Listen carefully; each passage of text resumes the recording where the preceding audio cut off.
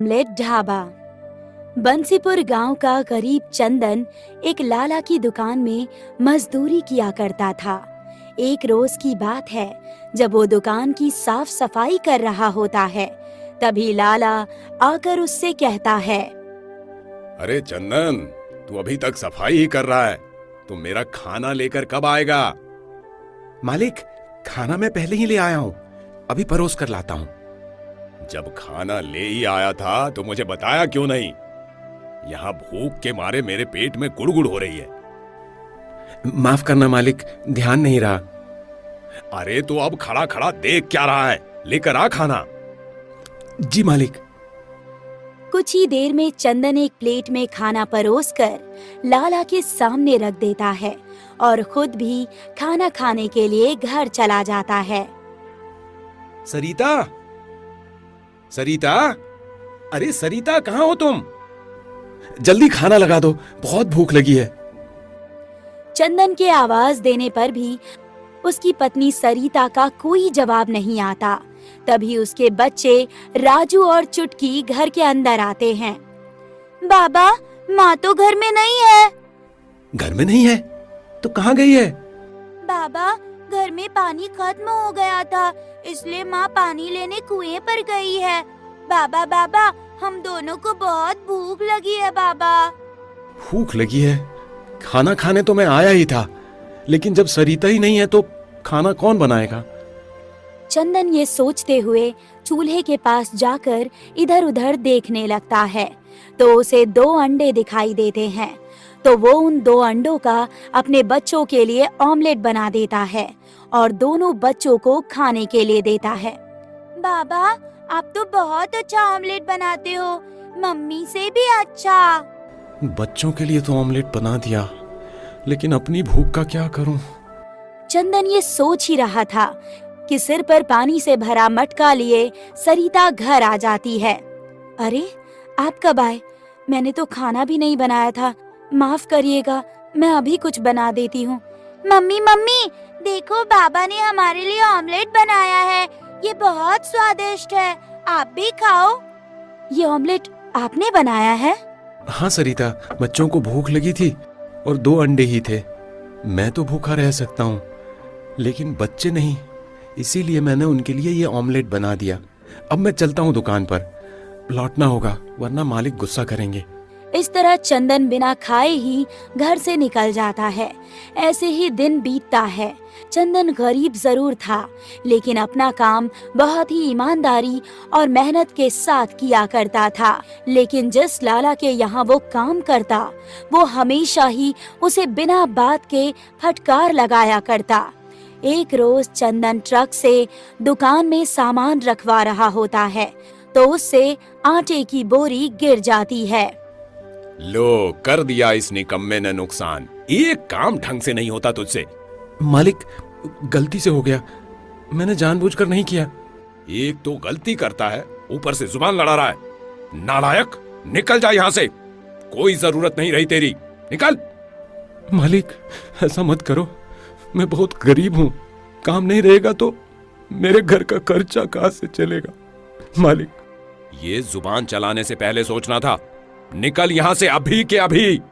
लाला उसे धक्का मारकर अपनी दुकान से बाहर कर देता है। वो निराश होकर घर चला जाता है। क्या कहा लाला ने? आपको काम से निकाल दिया, वो भी इतनी छोटी सी बात के लिए? वो तो मुझे हमेशा ही नीचा दिखाने के लिए बिना किसी बात के भी फटकार लगा दिया करता था। मैं तो अब ये सोचकर परेशान हूँ कि अब आगे क्या करूँगा। आप सही कह रहे हैं, बिना काम के तो पैसे की तंगी हो जाएगी। ऐसा करते हैं, जब तक आप कोई काम नहीं करते, मैं ही लोगों के घर में झाड़ू पोछा का काम कर लेती हूँ। तुम काम करोगी तो बच्चे तुम्हारे बिना कैसे रहेंगे? सरिता, उन्हें आदत है तुम्हारी, जानती हो ना। तो फिर आप कोई अपना ही काम शुरू कीजिए ना। अपना काम मतलब क्या है तुम्हारा? आप भूल गए आपको कितना अच्छा ऑमलेट बनाना आता है? आप ऑमलेट बनाकर बेचिए, उससे कुछ पैसों की कमाई तो होगी ही। सरिता की ये बात सुनकर चंदन के दिमाग की बत्ती जलती है, जिसके बाद वो बाजार जाकर थोक के भाव अंडे लेकर आता है और घर के बाहर ही ऑमलेट बनाकर बेचना शुरू कर देता है। ऑमलेट ताजा गर्मा गर्म ऑमलेट खाइए, आइए आइए, गर्मा गर्म ऑमलेट खाइए। चंदन आवाज लगाकर ऑमलेट बेचने की कोशिश करता है और उसके पास एक ग्राहक आता है। जरा एक बढ़िया सा ऑमलेट बना देना। हाँ भाई साहब, बस 2 मिनट दीजिए, अभी तैयार करके देता हूँ। चंदन थोड़ी ही देर में अंडे का ऑमलेट बनाकर उस आदमी को खाने के लिए देता है और ऑमलेट खाने के बाद वो आदमी डकार लेते हुए कहता है, मजा आ गया भाई, क्या स्वादिष्ट ऑमलेट बनाया था। ये ऑमलेट खाकर तो मैं अपनी बीवी के हाथ के ऑमलेट का स्वाद ही भूल गया। बहुत बहुत शुक्रिया आपका। वो आदमी ऑमलेट के पैसे देकर वहाँ से चला जाता है। अब धीरे धीरे समय बीतते के साथ उसके पास ऑमलेट खाने के लिए लोगों की संख्या बढ़ती जाती है और उससे जो पैसे आते हैं उससे घर से कुछ ही दूरी पर चंदन ढाबा खोल लेता है। साथ ही उसमें ग्राहकों के बैठकर खाने की भी व्यवस्था करता है। उसके ढाबे पर लोग सुबह शाम ऑमलेट खाने के लिए आते हैं। एक रोज एक आदमी लाला की दुकान पर सामान लेने आता है। लो, ये रहा आपका सभी सामान। वैसे इस बार पर्चे में अंडे नहीं दिखे, क्या बात है भाई साहब, अंडे खाना छोड़ दिया क्या आपने? ना ना लाला, भला मैं क्यों अंडे खाना छोड़ूंगा। वो अंडे के ऑमलेट का ढाबा खुला है ना, वहां स्वादिष्ट ऑमलेट मिलता है, तो बस जब खाने का मन होता है वहीं जाकर खा लेता हूँ। ऑमलेट का ढाबा अपने गांव में किसने खोला है? वैसे नाम तो कभी पूछा नहीं, लेकिन क्या मजेदार ऑमलेट बनाता है वो। मैं तो कहता हूँ एक बार आप भी खाकर देख लो। अच्छा, अब मैं चलता हूँ। वो आदमी सामान लेकर वहाँ से चला जाता है, लेकिन उसकी कही बातें लाला के दिमाग में घूमती रहती है। ऑमलेट का ढाबा, एक बार तो मुझे भी जाकर देखना पड़ेगा। सुबह सवेरे चंदन ढाबे में ऑमलेट बनाने की तैयारी कर रहा था। तभी वहाँ लाला आता है और ढाबे पर चंदन को देखकर कहता है, अच्छा, तो ये ऑमलेट का ढाबा तूने खोला है चंदन? हाँ मालिक, वैसे आप ढाबे पर ऑमलेट खाने आए हैं या ढाबा देखने? जुबान तो तेरी अब भी बहुत चलती है। खैर, अब आया हूँ तो चखकर देख ही लेता हूँ तेरे ढाबे का ऑमलेट।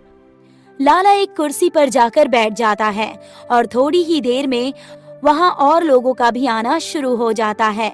चंदन लाला को ऑमलेट देता है और अपने काम में लग जाता है। लाला ऑमलेट खाते हुए लोगों की भीड़ बढ़ते देखकर हैरान था। इस गरीब ने तो ये ऑमलेट का ढाबा खोलकर बहुत तरक्की कर ली है और इसकी कमाई भी बहुत होती होगी।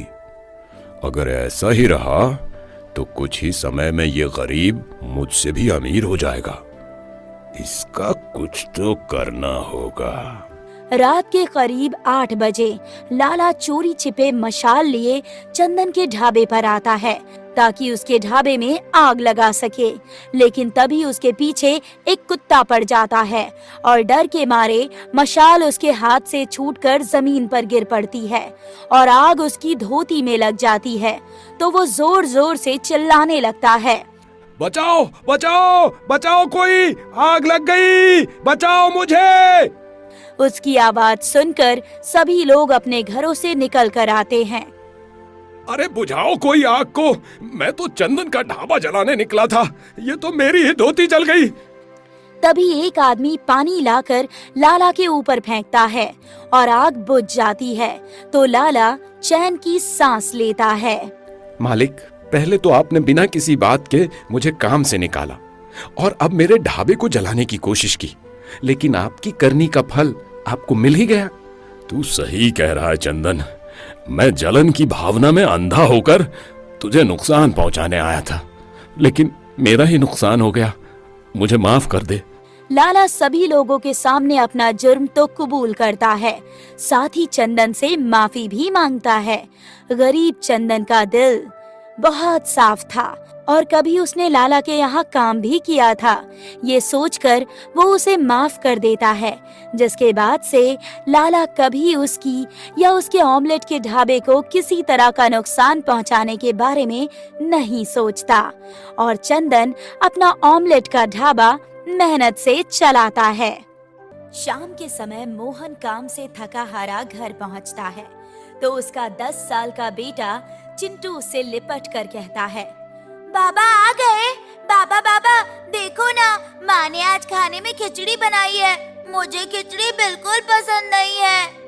लो, आपके आते ही इसकी शिकायतें शुरू हो गई। बाबा देखो ना, माँ मुझे डांट रही है। अरे भाग्यवान, क्यों डांट रही हो? और कभी बच्चे की पसंद का खाना भी बना दिया करो, वो भी खुश हो जाएगा। मैं कौन सा शौक से ये खिचड़ी बनाती हूँ जी।